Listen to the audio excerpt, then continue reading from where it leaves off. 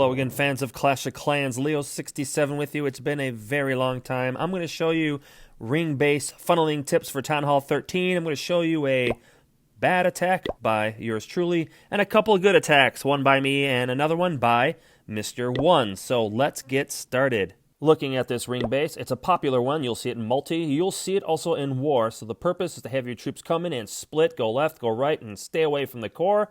The core has, of course, defenses that rip apart your troops as they go around the base.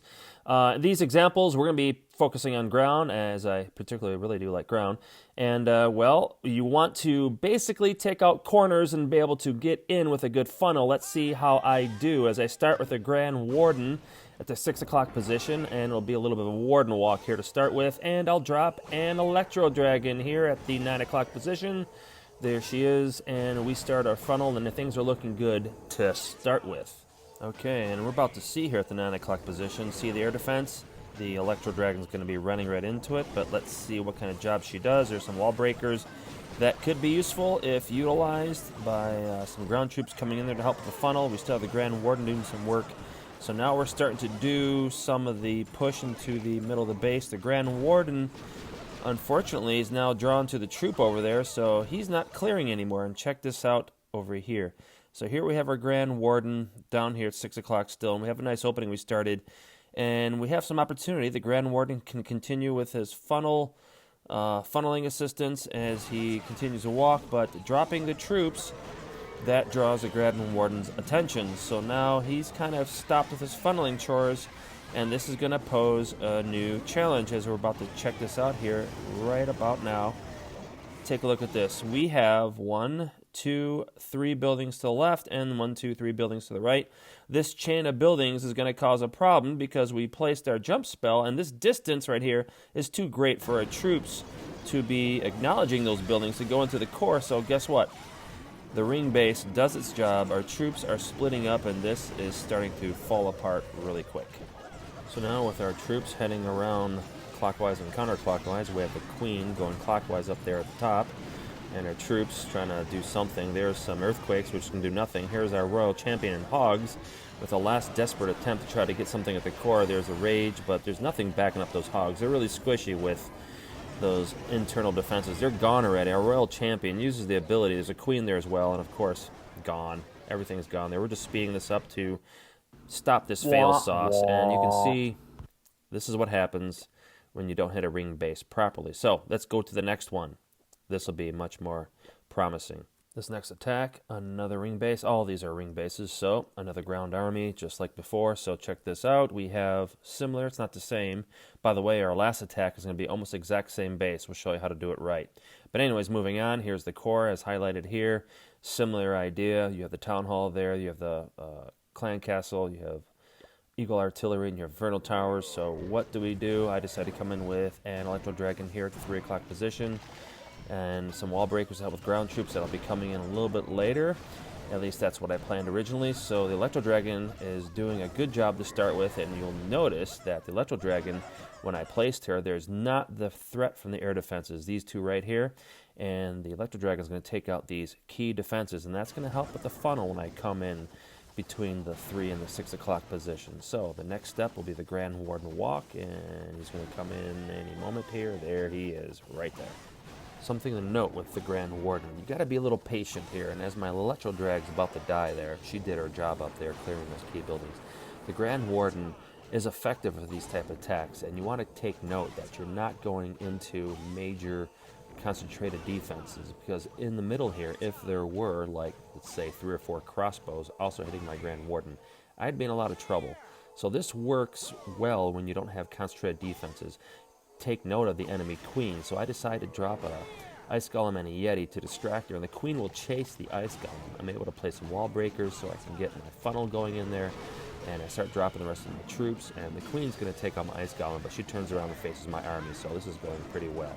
And you notice these 3 buildings, I was a little bit concerned, and you'll see here in a moment, I was thinking, ooh, I didn't do a good enough funnel, maybe a little impatient, but you'll see this works out fine. I dropped my freeze and a jump, and I'm able to get my troops into the core. Some of them do break off, but this works out really, really well.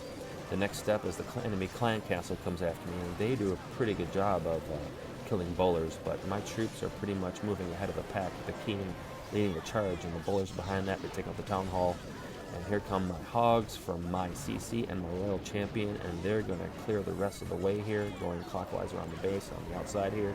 And my queen had to use the ability, but she has a few healers on there. She's going to face the scatter pack, but she's going to stay up and take out this key defense right here. And you'll see, with even though there's some enemy balloons left, but they get taken out, I'll just speed this up, wrap this up.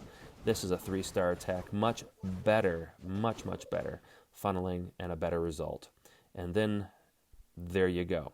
So now we're going to move to the premier attack. It's the same as the first attack effectively. You recognize this base that I failed on. 1 is going to show us how to do it right. Now you'll see here these pinch points, or I should say the gaps that make this ring base a pain in my butt. Troops go around, and just like last time, they get hit from the core. But look what 1 does. He did activate the middle, but no big deal. He opens it up there, so funneling here is going to be critical, because just like what happened to me, you're going to have troops wander around. So how does he do this? So he drops an Electro Drag on the 6 o'clock. He does his Warden Walk from the 9 o'clock, opposite what I did. A couple balloons to protect the Electro Drag here, and they get taken out, those balloons, and the Electro Drag is able to do more work. The balloon popped the trap. The air defense is now hitting the Electro Drag, and this is a key hit right there. Look at that. Down go those buildings, and the death of the Electro Drag takes out another building, so now that's a pretty good start of the funnel. Focusing now on the Grand Warden, he's doing a good job with the funnel there, and he drops a wizard to help a little bit more with the factory over there, and there goes the wizard, but he did a decent job. At least he took out a building. Down goes 1's CC. He has the Ice Golem to help draw the troops, drop some Valks to take out the enemy CC.